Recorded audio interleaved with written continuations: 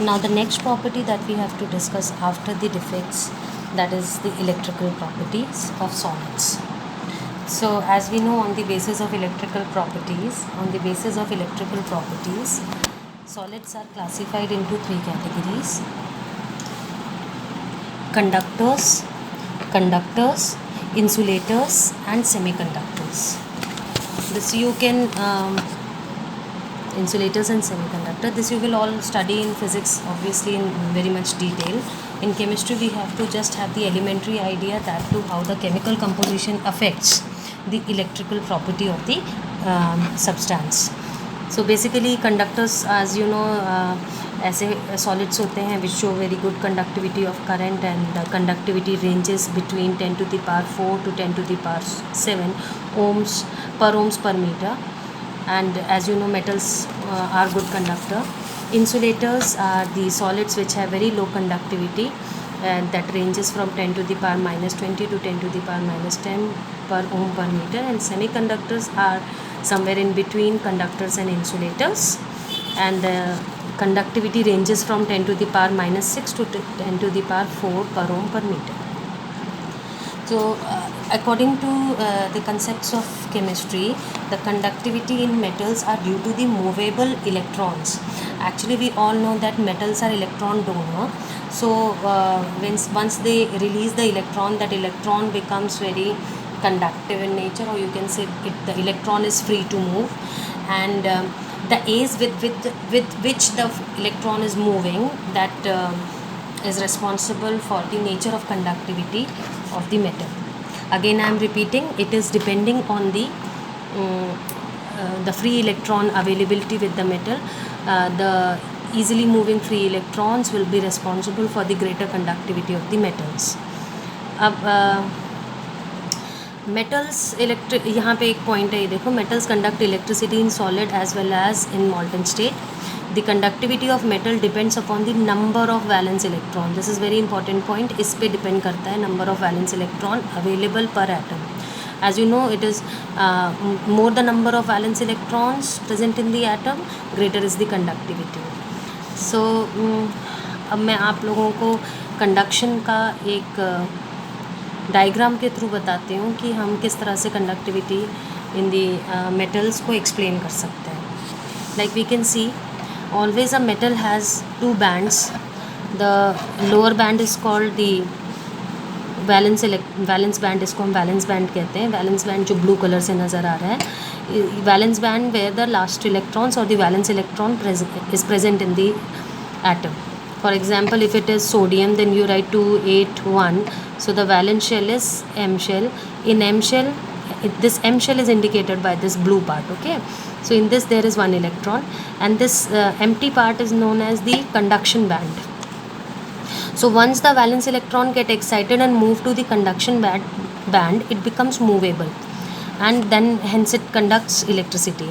Now what happens is, in case of the conductors, this is the diagram for conductors, where the valence band and the conduction band, this is called conduction band, valence band, they are in contact with each other, or you can say the valence band itself is partially filled, so the valence band is half working as conduction band.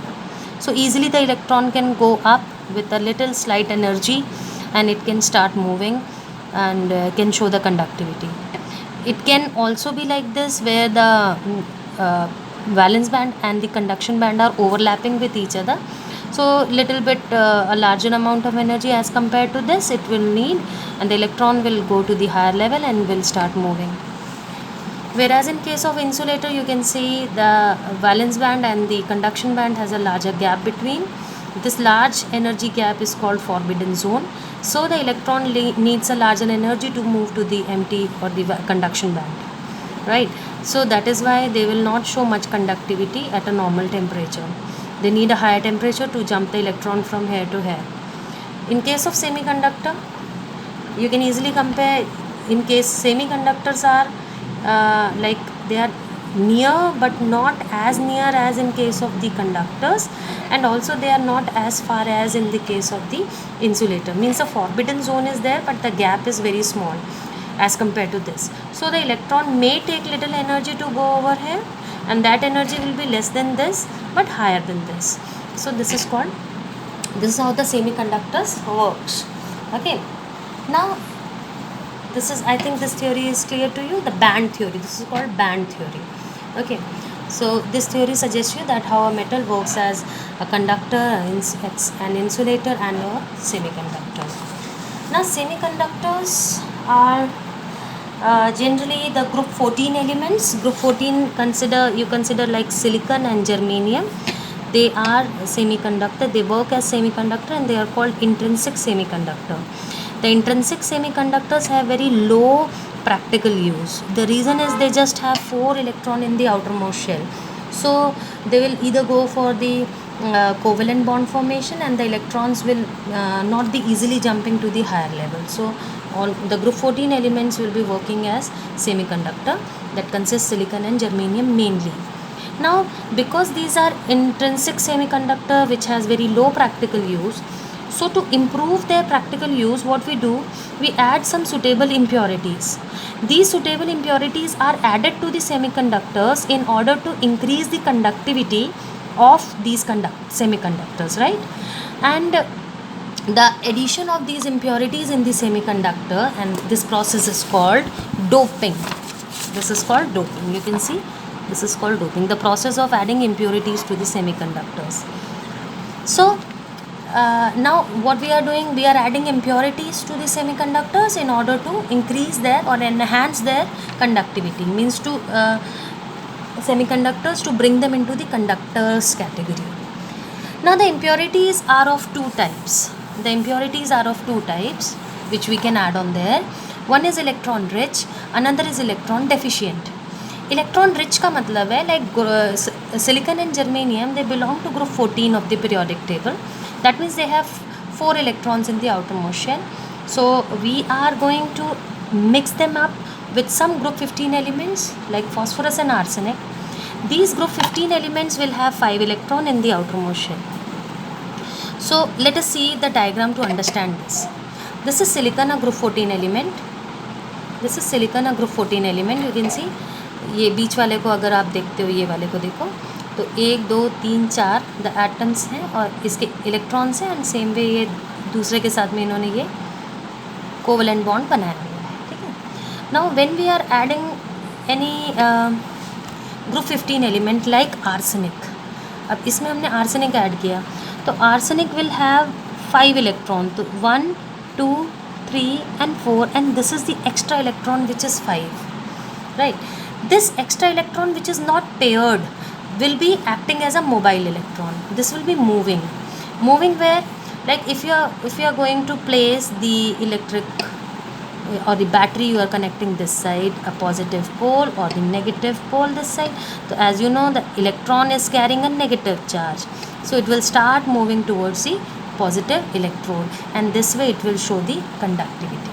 Okay, so if I am going to place the electrode here, means the battery poles here, because the electrons are not free as they are bonded, तो उतनी ज़्यादा इसमें conductivity show नहीं होगी. लेकिन यहाँ पे हमारे पास एक एक्स्ट्रा इलेक्ट्रॉन आ जाता है, तो जब हम इसमें बैटरी के पोल्स कनेक्ट करते हैं तो we can see that extra electron which is present over there because of the presence of group 15 element, that results in the movement of electron.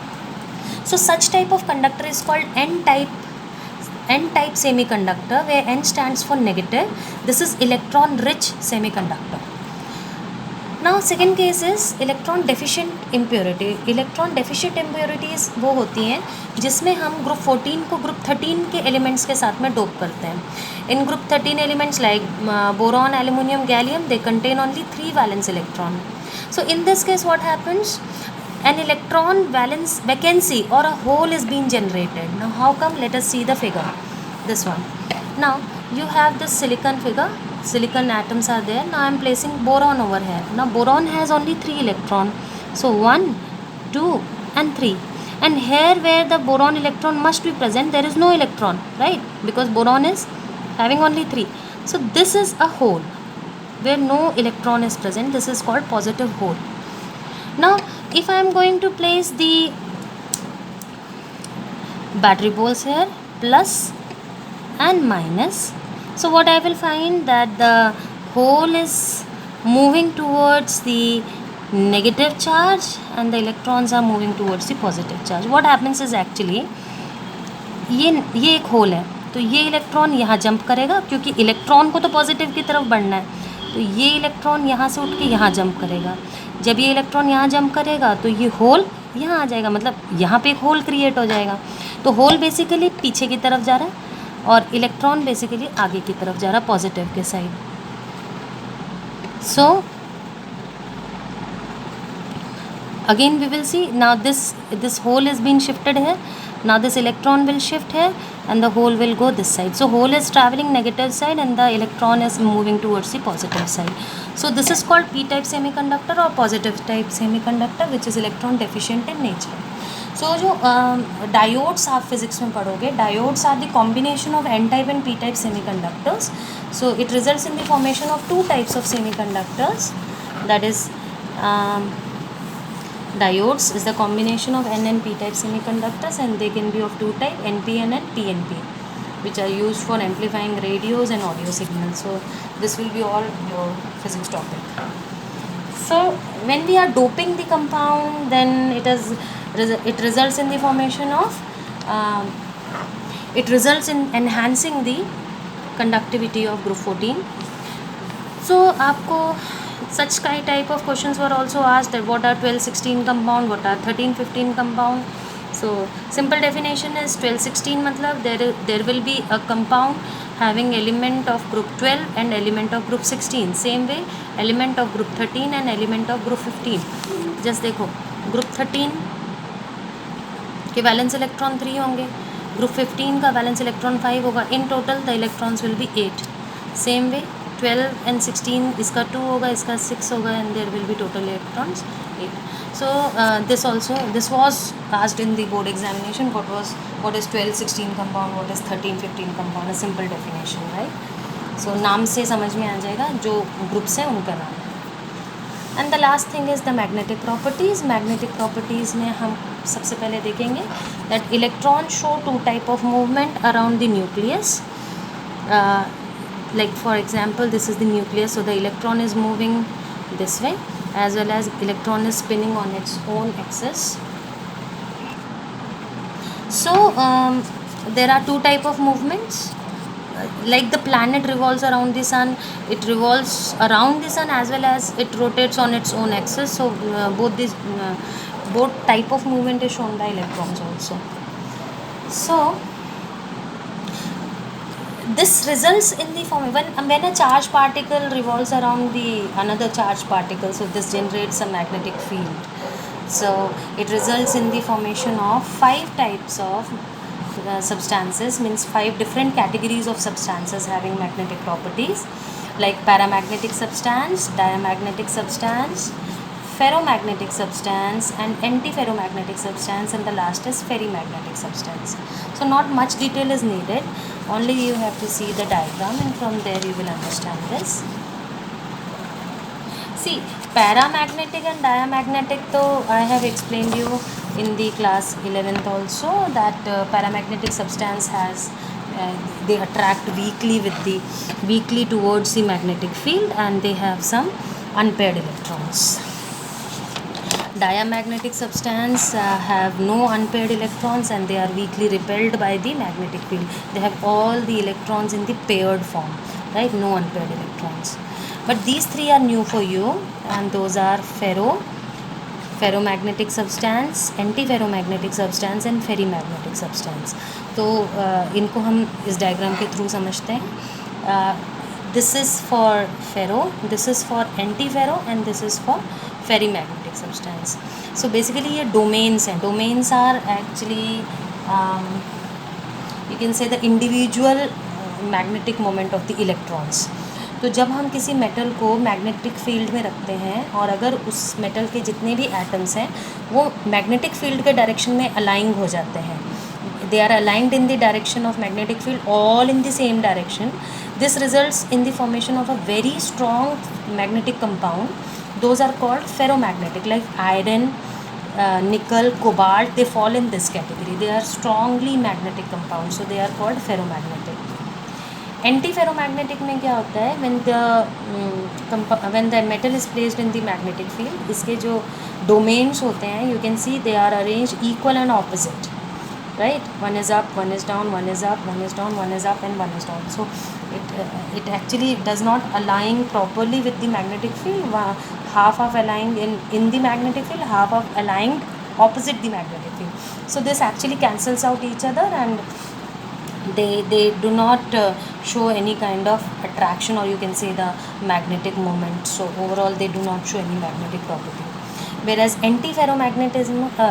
ferrimagnetism is when they are placed in the magnetic field, you will find, अच्छा इसका example zinc था, when they are placed in magnetic field you will find that unequal distribution is there, like some are in the direction with the magnetic field and some are in the opposite direction. So if you see in this figure, two are up, one is down, two are up, one is down, so ultimately you can have the resultant up. Okay, this and this can be cancelled, this and this can be cancelled, this and this will show the resultant direction upward. So this shows that it has the magnetic property but not as strong as this, right? Not as strong as magnetic substance. So its example is some ores like magnetite, ferrite, you can see magnetite, ferrite and zinc ferrite. So this way the chapter gets over. Thank you.